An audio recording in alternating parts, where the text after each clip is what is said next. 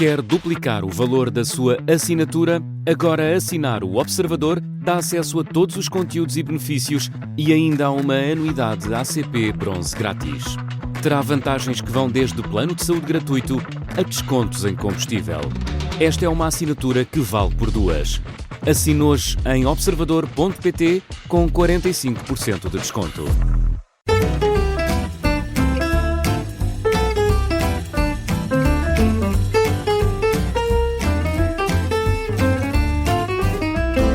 Olá e sejam todos muito bem-vindos. Esta já sabe, é a história das histórias. Vamos ouvir Alberto Correia. Eu sou João Paulo Sacadura e ele vai-nos contar então sobre esta região centro. Hoje vamos falar de Sernancelho, tão perto da sua terra natal, a terra e o homem. Vamos a isso. Bem-vindo, Alberto. Sernancelho, terra agra e abençoada dos confins da beira, onde chega nos horizontes neolíticos o primeiro homem. Que ali fica, lavrando a terra, domesticando o gado, rezando a deuses que não conhecemos bem e sonhando até hoje. A terra demorou em mostrar-se dócil. Só muito suor fez crescer o trigo e o centeio, mas o pão tornou-se farto e a castanha dos castanheiros seculares, a mais saborosa que cresce sobre a terra, alimentou gerações em Sernancelho. E mais além.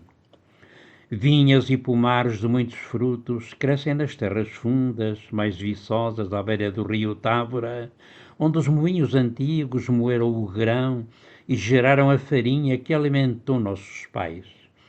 E uma bênção de azeite das terras mais quentes, ao abrigo da geada, vai regando manjares nas mesas dos últimos moradores, sempre abertas a amigos.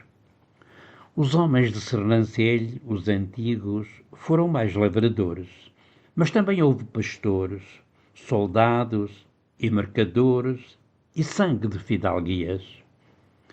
Os saberes primeiros eram feitos da experiência. Sabiam ler os astros que corriam no firmamento, adivinhavam trovoadas na luz do poente, curavam feridas e dores com mezinhas, chás de ervas, rezas, ladainhas. Iam em romaria a santuários distantes, pagavam promessas à Senhora da Lapa, à Senhora da Saúde, à Senhora das Necessidades. Muitos emigraram, alguns voltaram, os demais não. Poderiam regressar, encher a terra quase vazia, fazer como Adão, que a terra agora obedece mais branda, e poderá haver outra fartura de vinho e pão. As estradas aproximaram os homens, as habitações renovaram-se, o livro pousa em todas as mãos. Não é ainda paraíso que esse nunca mais será na terra onde, apesar de tudo, o sonho persiste, às vezes cortado pelas chamas que anjos maus acenderam, num desafio aos sonhos dos homens que ninguém pode conter. Quem por lá mora lembra a voz e os seus contos. Guarda-se-lhes a memória nas campas do cemitério, nos versos de antigas orações, nas rimas de romances cantados. Como se guardam as igrejas românicas de Sernancelho ou Fontarcada, o místico santuário da Senhora da Lapa, a antiguidade das fontes, como essas, a de Ferreirim, as do Medreiro, os pelourinhos, as alminhas dispersas pelos antigos caminhos, o desenho das colchas e das toalhas de linho, dos velhos tiares das arnas e de chuzendo, um arado, um carro de bois dos virtuosos lavradores de Sarzeda, de Macieira ou de Quintela, e esse escrínio do Museu de Arte, desde há pouco levantado em Sernancelho. Melhor se guarda a memória daqueles homens que a história lembra. Sebastião José de Carvalho e Melo, que ali nasceu e foi Marquês de Pombal, o padre João Rodrigues, missionário jesuíta na China e no Japão, na longura do século XVI, António Ribeiro Saraiva, íntegro cidadão, escritor e diplomata que a política absolutista exilou, Aquilino Ribeiro, um dos mais singulares homens da escrita do século XX, e João Fraga de Azevedo, invulgar cientista nos campos da medicina, quase no nosso tempo.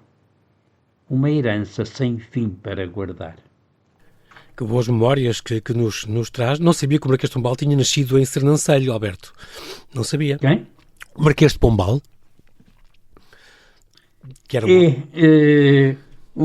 uns estudos promovidos a nível nacional, com muita intensidade e com os melhores investigadores portugueses e brasileiros.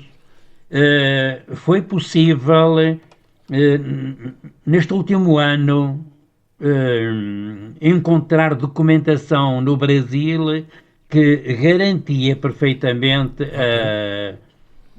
o nascimento de Sebastião José de Carvalho em Sernancelho. Muito bem. E também mencionou este padre João Rodrigues, que era este padre jesuíta. Eu sou um grande fã de um livro dele sobre exatamente as traduções que ele fazia.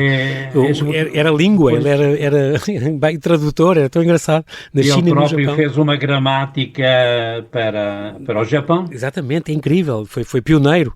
Sim, senhora. É uma figura notável. Notável. Vi um livro sobre ele e que de facto fascinante, com toda a experiência dele, a vida dele.